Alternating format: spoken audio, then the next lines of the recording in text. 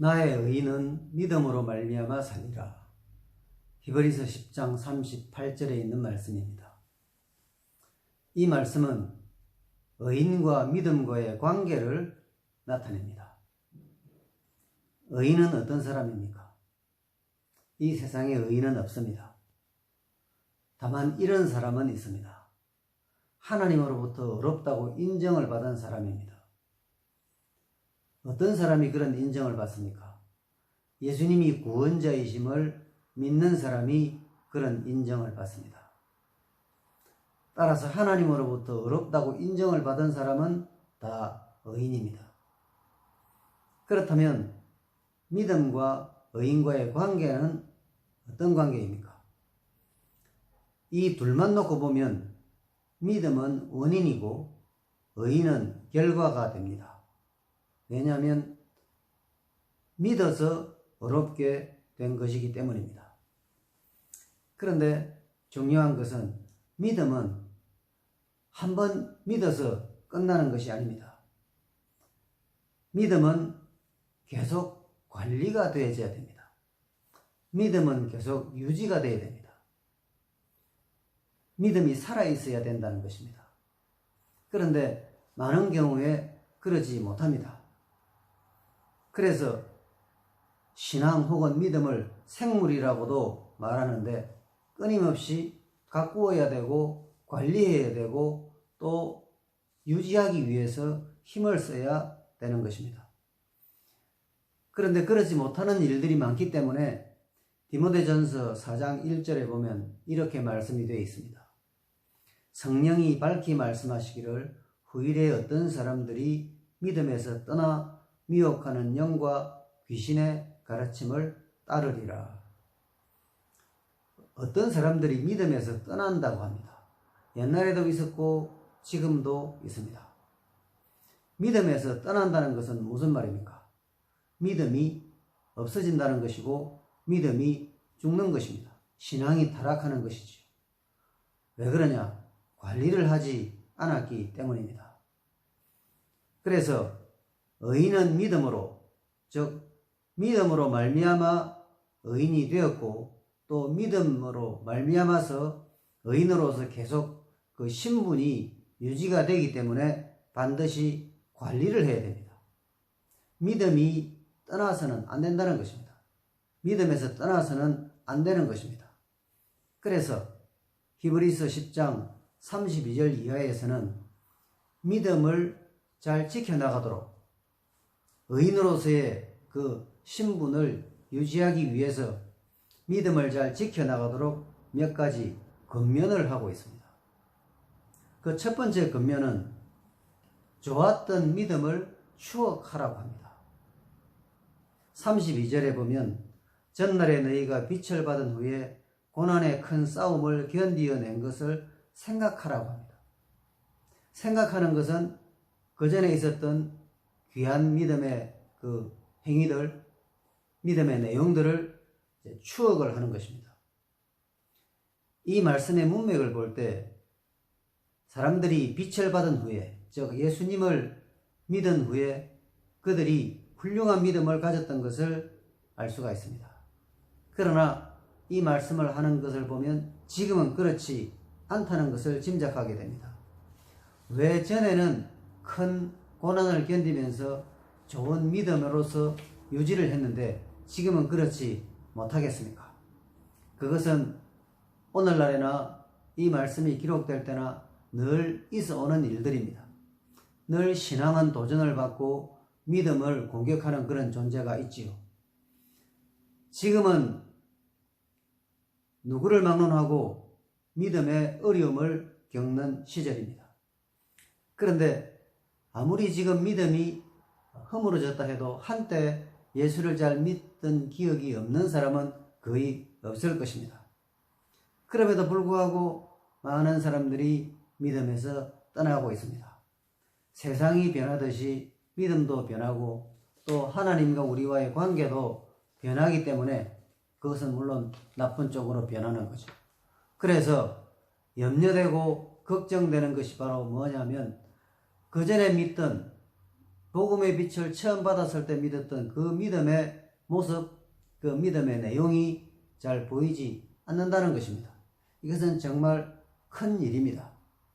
그래서 이 영상을 보시는 모든 분들이 본인의 믿음을 바로 세우시기 바랍니다. 믿음을 확인하시기 바랍니다. 가장 하나님 앞에 은혜로웠을 때, 또 믿음이 좋았을 때를 기억하면서 그 믿음의 대로 돌아가는 그런 많은 노력과 수고가 반드시 있어야 된다는 것입니다. 그럴 때에 뭐가 늘 유지가 됩니까? 나의 의인은 믿음으로 말미암아 살리라. 이 말씀이 살아있게 되는 것이고 우리들 자신에게 적용이 되는 것입니다. 좋았던 믿음을 추억하도록 권면합니다. 두 번째로 권면하는 것은 담대함을 유지하라고 권면합니다. 그러므로 너희 담대함을 버리지 말라. 무엇에 대한 담대함입니까? 자신이 가지고 있는 믿음에 대한 담대함입니다. 그러니까 자신감, 또 당당함, 내가 가지고 있는 믿음이 확실하고 분명하고 또 틀림없는 것이라는 그 확신이 있기 때문에 당당하게 되는 것입니다. 그런 담대함을 가지라는 것입니다. 그렇다면 우리 신자가 가지고 있는 믿음의 내용이 무엇입니까? 내용은 예수님이 나의 구원자시라는 것입니다. 그리고 그 예수님께서 제공하시는 하늘나라에 내가 간다는 그런 믿음의 내용이죠. 하늘나라에 대한 믿음은 무엇보다도 우리가 이 세상을 살아가는데 큰 용기를 주고 담대함을 제공합니다. 왜냐하면 사람들은 세상을 전부로 살아가고 있는데 우리 신자는 하늘나라가 전부이지 세상이 전부가 아니지 않습니까? 그러니까 세상에서 설령 성공하지 못하더라도, 세상에서 설령 가난하더라도 우리는 세상에 기죽지 않습니다. 하나님 앞에서 우리는 당당하고 또 담대하게 살아갈 수 있게 되는 것입니다. 그런데 교회에 나오면서도 신앙생활을 하시는 분들도 세상에서 무엇을 얻으려고 하고 세상을 목표로 삼는 그런 분들이 있습니다. 만약 이루려는 것이 세상이라면, 얻으려고 하는 것이 세상이라면 틀림없이 세상에 대해서 엎드려야 됩니다. 세상에 대해서 머리를 숙여야 됩니다. 그러나 신자는 목표하는 것이 세상이 아니지 않습니까? 하늘나라죠. 그러니까 세상에 구걸을 하거나 세상에 잡혀서 살지 않습니다. 대신에 세상을 이기면서 또 세상에 빛을 비추면서 살아가는 것입니다. 세상이 아닌 천국을 향해 살기 때문에 세상에 대해서 일일이 반응하고 일일이 신경 쓰고 그러지 않는 것입니다. 하늘나라가 있기 때문입니다. 그래서 믿음의 담대함을 가지는 정말 결정적인 바탕이 무엇입니까? 흔들리지 않는 믿음을 가질 수 있는 바탕이 무엇입니까? 하늘나라가 우리의 목표입니다. 하늘나라가 우리의 기준입니다. 그래서 세상에서는 환난도 당할 수도 있고 실패할 수도 있고 고난 속에서 오랜 시간을 보낼 수도 있지만 그것은 실패가 아닙니다. 그건 잘못되는 것이 아닙니다.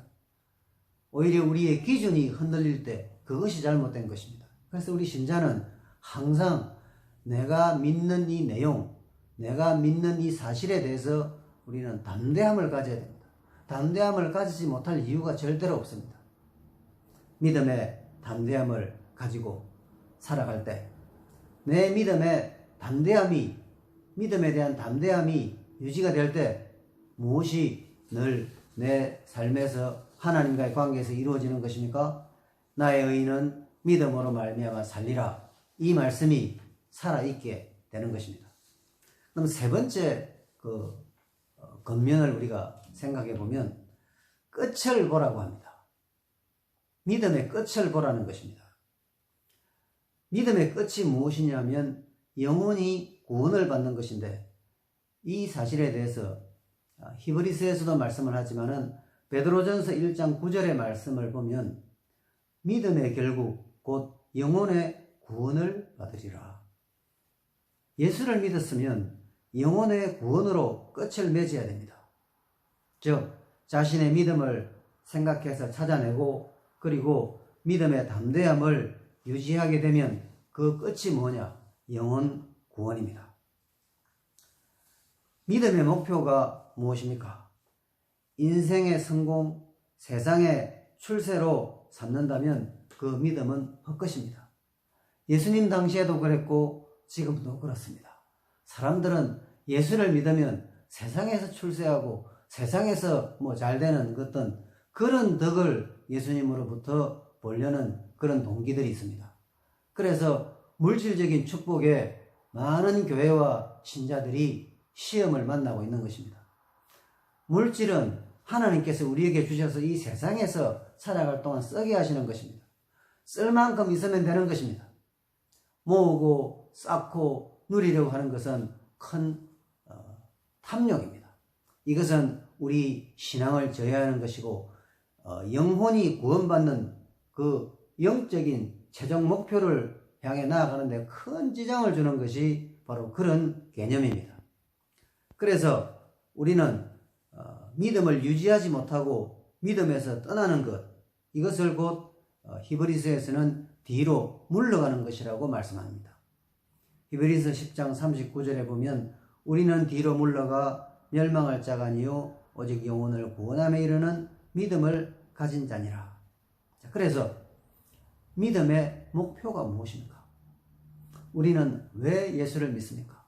믿어서 최종적으로 얻으려고 하는 것이 무엇입니까? 세상입니까? 하늘나라입니까? 영혼 구원입니까? 아니면 영혼이 버려지는 것입니까? 우리는 영혼 구원이 우리 믿음의 목표입니다. 하늘나라가 우리 믿음의 최종 목적지입니다. 그래서 뒤로 물러가는 것은 믿음을 버리는 것입니다.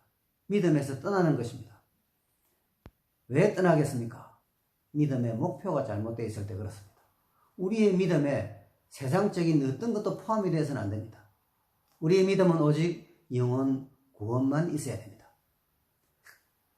그런데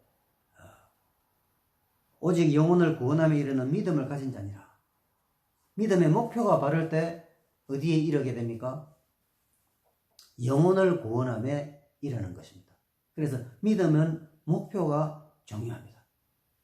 그런데 믿음의 목표가 영혼 구원이기 때문에 우리가 예수를 믿으면서 맞이하는 고민이 있습니다. 그것은 무엇입니까? 믿음을 우리가 나타내기 위해서, 내가 믿음이 있는 것을 증명하기 위해서는 인내가 필요합니다. 믿음은 반드시 인내를 동반해야 됩니다. 그런데 우리 한국 사람들은 특히 뭐를 좋아합니까? 빨리빨리를 좋아합니다. 저도 빨리빨리를 좋아합니다. 기도를 하면 응답이 좀 빨리 되고, 또 하나님께서 우리가 필요로 하시는 것을, 내가 원하는 것을 빨리 주시면 좋겠는데 빨리 주시는 일이 별로 없습니다. 하나님께서는 우리들에게 오래오래 기다리게 하시지 않습니까? 자, 우리 신앙에 있어서 영적인 조급증은 정말 위험한 것입니다. 사랑하는 여러분, 믿음의 목표는 하늘나라이고 영혼 구원이니까 멀리 보시고 저 하늘나라를 보시고 조급증에 빠지지 마시기 바랍니다. 빨리빨리가 좋은 경우도 많이 있습니다만은 우리 신앙에서는 빨리빨리가 좋은 것이 아닙니다. 그래서 나의 의인은 믿음으로 말미암아 살리라, 이 말씀이 내게 살아있고 내게 적용되기 위해서는 내 믿음의 목표가 하늘나라여야 됩니다. 그래야 끝이 있습니다. 내 믿음의 목표가 세상이면, 세상적인 어떤 것이면 끝이 없습니다. 그 끝은 그냥 버려지는 것입니다. 사랑하는 여러분, 꼭 믿음의 목표를 하늘나라로 잡으시고 영혼 구원으로 잡으시고 이 마지막 때를 살아가시기 바랍니다. 특별히 이 영상을 보시는 분 중에 예수를 믿지 않으시는 분은 반드시 교회를 찾아가셔서 예수를 믿으시기 바랍니다. 예수를 믿으셔야 끝이 있습니다. 이 세상에서도 끝이 좋아야 되는 거 아닙니까? 예수를 믿으셔야 인생의 진정한 끝이 복되게 되는 것입니다.